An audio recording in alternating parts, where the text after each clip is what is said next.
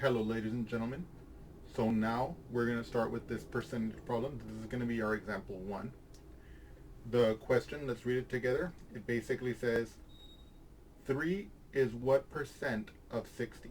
Okay, 3 is what percent of 60? So to do this kind of problem, what I want you to remember is the following formula. It goes like this. Part divided by whole equals percent over 100. Okay, part over whole equals percent over 100.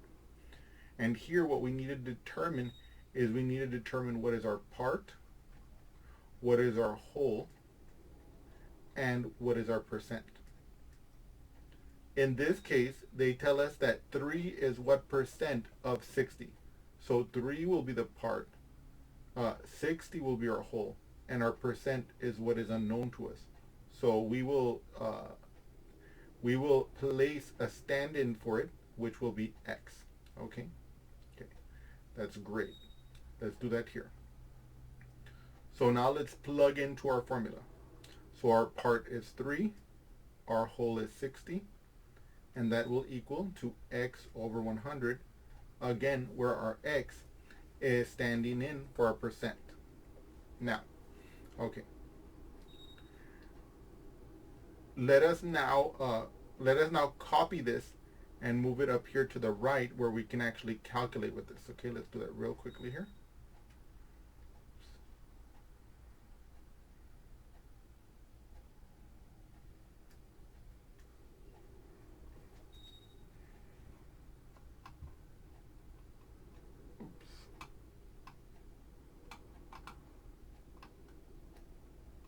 Give me 1 second here.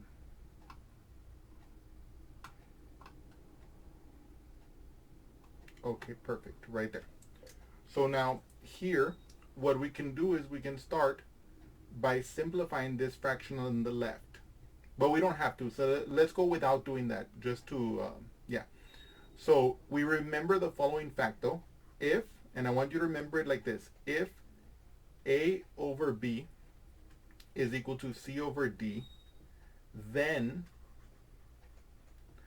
AD, okay, is equal to BC.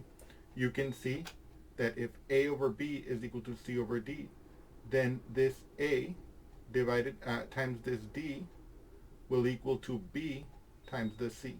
Okay? Okay. And looking at that here, we can see that that implies that this equation will yield to us 3 times 100 must equal to 60 times x. Okay?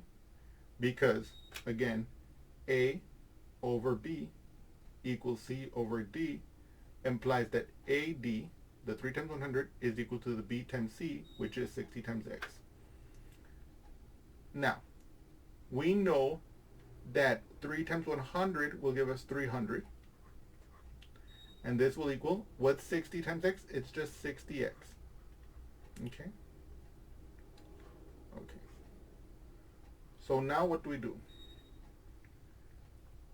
So now what is happening here? We want to get the x by itself. The x represents our percentage.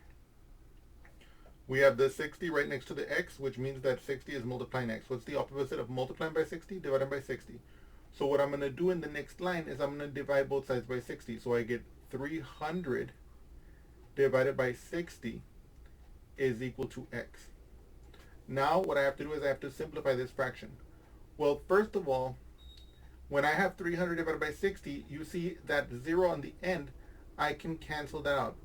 That which is essentially like dividing the top and bottom by 10. Okay?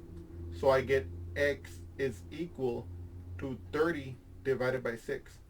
Now, 6 times 5 is 30, so 30 divided by 6, or intuitively, how many times does 6 go into 30? 5 times. So now we know what our percentage is. Because we got x equals 5, our percentage was represented by x, and so we can see here, aha, give me 1 second here. So what does this tell us? It tells us our percentage is 5, and now let's write this down as a helpful sentence. over here at the bottom, you can see I've written our answer as a sentence. 3 is 5% of 60. Okay, and I want you guys to get into the habit of doing that so that you guys can always appreciate the calculations that you're doing, appreciate what the math you're doing means in the real world, because that also helps to tell our brains why it's important.